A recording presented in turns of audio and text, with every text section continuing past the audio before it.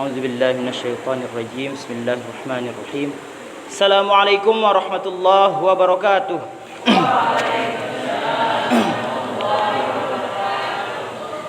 إن الحمد لله نحمده ونستعينه ونستغفره ونعوذ بالله من شرور أنفسنا ومن سيئات أعمالنا من يهده الله فلا مضل له ومن يضلله فلا هادي له أشهد أن لا إله إلا الله إياه نعبد وإياه نستعين وأشهد أن محمدا عبده ورسوله لا نبي بعده اللهم صل وسلم وبارك على سيدنا ونبينا ورسولنا وقدوتنا محمد صلى الله عليه وسلم Amma ba'du. Sebagaimana yang telah disampaikan oleh MC kita, bahwasanya insyaallah pada pagi hari ini saya akan menyampaikan 4 fase penyesalan penduduk neraka. Jadi perlu kita bahas tentang penyesalan penduduk neraka.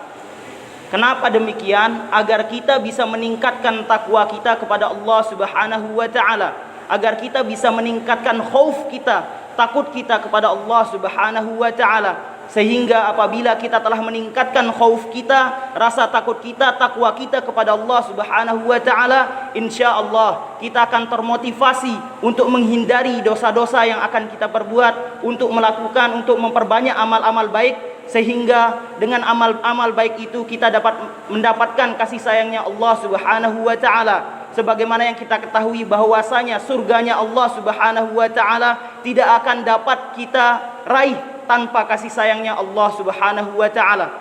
Dan apabila kita telah mendapatkan kasih sayangnya Allah Subhanahu wa taala, pasti kita akan mendapatkan surganya Allah Subhanahu wa taala. Pasti kita akan mendapatkan nikmat-nikmat yang berada di surga nanti. Dan tentu apabila kita telah masuk ke dalam surganya Allah Subhanahu wa taala, kita akan terhindar dari neraka. Yang mana neraka itu begitu seram. Tidak ada musibah, tidak ada penyakit, tidak ada rasa sakit di dunia ini yang setara dengan neraka. Kenapa? Karena neraka, siksa neraka, kepedihan di neraka tidak dapat kita bayangkan di dunia ini. Neraka dan surga itu tidak dapat kita bayangkan. Nikmat dan kesengsaraan di akhirat itu tidak dapat kita bayangkan. Nikmat di surga tidak dapat kita bayangkan. Bagaimanapun kita membayangkannya, tentu nikmat Allah Subhanahu wa taala yang diberikan kepada penduduk surga akan jauh lebih nikmat. Dan tentu azab kepada penduduk neraka, sebagaimanapun kita akan membayangkannya, sebagaimana keras kita akan membayangkannya, tidak akan dapat kita bayangkan.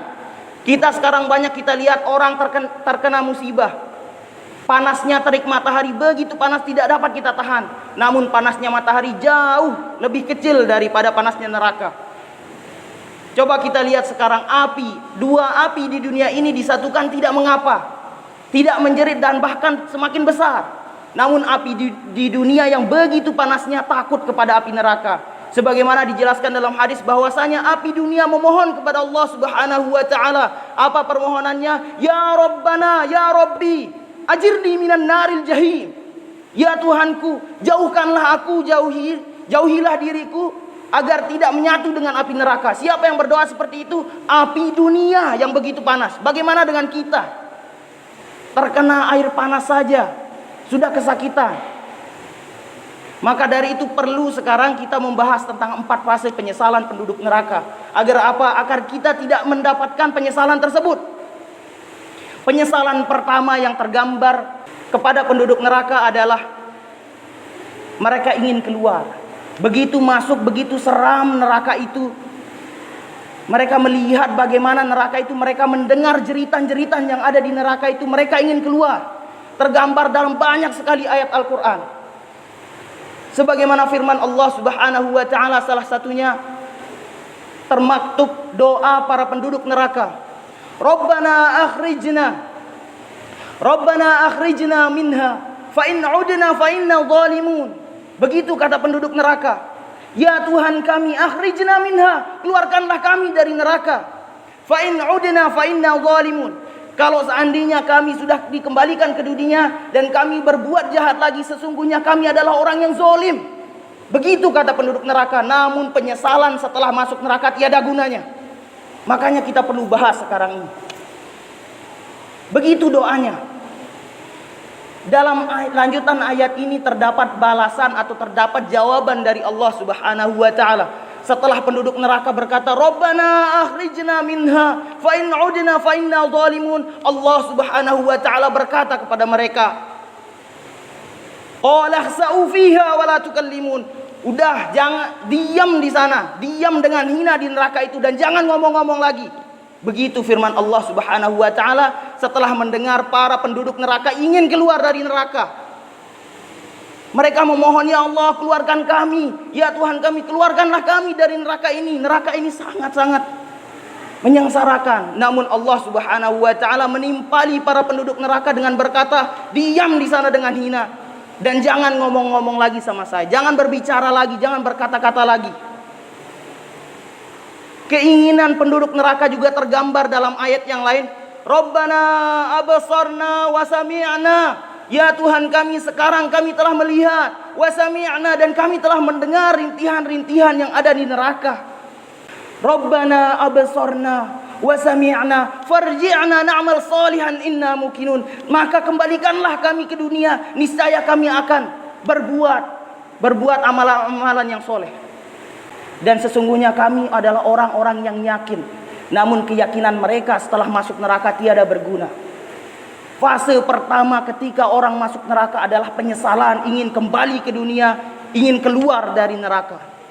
Kemudian fase kedua, setelah mereka dikatakan oleh Allah Subhanahu wa taala, "Diam di sana kekal, jangan ngomong lagi sama saya." Sudah percuma ngomong sama Allah Subhanahu wa taala, dan bahkan Allah Subhanahu wa taala tidak mau lagi ngomong sama penduduk neraka. Apa yang mereka lakukan? Kullama aradu ay yakhruju minha u'idu fiha wa qila lahum dzuqu adzaban nari alladzi kuntum bihi tukadzibun. Pada ayat ini tergambarkan bahwa sesungguhnya ketika sudah tiada harapan lagi para penduduk neraka, mereka akan berusaha keluar dengan sendirinya dari neraka. Mereka sudah tahu tidak akan bisa keluar dari neraka. Namun saking pedihnya neraka itu, tiada daya dan upaya, mereka akan berusaha keluar, tetap berusaha keluar walaupun mereka tahu mereka tidak akan bisa keluar. Na'udzubillah. Kullama aradu ayyahruju minha, setiap penduduk neraka ingin dan berusaha keluar dari neraka, u'idu fiha, dikembalikan lagi ke tempat asalnya. Entah dia berusaha keluarnya dengan merangkak, dengan berlari, entah dengan bagaimanapun caranya, baru dia berjalan beberapa senti, baru berjalan beberapa meter, u'idu fiha, dikembalikan ke tempat asalnya, dihantam, dihempaskan kembali ke tempat asal mereka. Tidak bisa beranjak sedikit pun. Setelah dihantam, setelah dihempaskan lagi, penduduk neraka dikatakan, wa qila lahum dzuqu. Dzuqu artinya rasakan. Setelah dihantam dikatakan kepada mereka, rasakan. Dzuqu adzaban naril ladzi kuntum bihi tukadzibun. Rasakanlah siksa neraka yang dulu kau dustakan. Maksudnya dustakan di sini, kita tahu azab neraka itu bagaimana, tapi kita masih mau melakukan dosa. Na'udzubillah. Jadi fase pertama, mereka para penduduk neraka ingin keluar dari neraka, ingin kembali ke dunia untuk beramal soleh. Lalu fase kedua, setelah mereka tahu tidak bisa keluar dari neraka, mereka akan ingin keluar dengan sendirinya, berusaha keluar, namun tiada daya dan upaya, tidak bisa. Kemudian kita lanjut ke fase ketiga. Setelah begitu besar keputusasaan mereka, apa yang mereka lakukan? Mereka sudah tidak bisa berbicara kepada Allah Subhanahu wa taala, sudah tidak ada negosiasi lagi. Tapi mereka mencoba menyeru kepada penjaga pintu neraka, kepada malaikat-malik. Sesungguhnya apabila saya menjelaskan fase ketiga ini, insyaallah kita akan benar-benar berdoa kepada Allah Subhanahu wa taala agar kita dijauhkan dari neraka, agar kita dibebaskan dari neraka. Wa nadau ya Malik, para penduduk neraka memanggil kepada malaikat Malik, ya Malik, wahai malaikat Malik, ya Malik, liyaqdi alaina rabbuk, wahai malaikat Malik, bunuh saja aku, biarkanlah Tuhanmu membunuhku. Kenapa? Karena penduduk neraka sudah tidak tahan lagi. Mereka ingin mati saja. Mati lebih baik daripada tersiksa terus di neraka. Sampai-sampai memohon kepada malaikat penjaga neraka, bunuh saja aku, biarkanlah Tuhanmu membunuhku. Fanadau ya Malik liyaqdi alaina rabbuk. Biarkanlah Tuhanmu membunuhku. Namun apa kata malaikat Malik? Qala innakum makithun. Malaikat Malik berkata, sesungguhnya kalian akan kekal di sini. Na'udzubillah. Fase ketiga, para penduduk neraka akan memohon kepada malaikat Malik. Wal'iyadzubillah. Namun apa daya, mereka tidak bisa melakukan apa-apa, tidak diterima juga permohonannya. Kemudian yang terakhir, ini akan membuat kita sangat-sangat berdoa kepada Allah Subhanahu wa taala agar kita terhindar dari neraka. Wa qala alladzina fin nari li khazanati jahannam ud'u rabbakum yukhaffif 'anna yawman minal 'adzab. Dan nanti orang-orang yang berada di neraka akan memohon kepada seluruh malaikat yang ada di neraka. Ud'u rabbakum yukhaffif 'anna yawman minal 'adzab. Mohonlah kepada Tuhan kalian. Berdoalah kepada Tuhan kalian. Yukhaffif 'anna yawman minal 'adzab. Agar kami diringankan saja. Diringankan saja azab kami barang-barang satu hari saja. Karena mereka sudah tidak bisa keluar dari neraka. Setelah mencoba berusaha keluar dari neraka tidak bisa. Memohon kepada Allah Subhanahu wa taala juga tidak bisa, tidak ada gunanya. Minta sama malaikat-malaikat agar dibunuh saja tidak bisa juga. Dikatakan kepada mereka kalian akan kekal di sana. Dan yang terakhir mereka memohon kepada seluruh malaikat penjaga neraka. Ud'u rabbakum yukhaffif 'anna yawman minal 'adzab. Mohonlah kepada Tuhanmu agar kami diberi keringanan barang satu hari saja. Pada para penduduk neraka memohon kepada para malaikat yang ada di neraka. Namun tiada daya dan upaya, permohonan mereka sudah tidak bisa lagi, sudah tidak bisa diterima lagi. Kenapa? Karena sudah masuk neraka. Itulah 4 fase penyesalan para penduduk neraka. Yang pertama, mereka akan memohon-mohon keluar, namun Allah Subhanahu wa taala katakan jangan ngomong sama saya lagi, jangan berkata-kata apa-apa lagi. Kemudian yang kedua, mereka berusaha untuk keluar dari neraka, namun tiada daya dan upaya, dikembalikan lagi ke tempat asalnya. Yang ketiga, memohon kepada malaikat Malik agar dibunuh saja. Namun malaikat Malik berkata, kalian akan kekal di sana. Kemudian yang terakhir, mereka memohon kepada seluruh malaikat yang ada di neraka agar diringankan barang sehari saja. Namun tiada keringanan bagi orang yang telah masuk neraka. Maka dari itu, ya ikhwan, semoga ini menjadi motivasi bagi kita agar kita selalu ingat kepada Allah Subhanahu wa taala, menjauhi larangan-larangannya, mengerjakan apa yang diperintahkan Allah Subhanahu wa taala, agar kita mendapat kasih sayangnya Allah Subhanahu wa taala, dan dengan kasih sayang itu kita dapat masuk ke surganya Allah Subhanahu wa taala.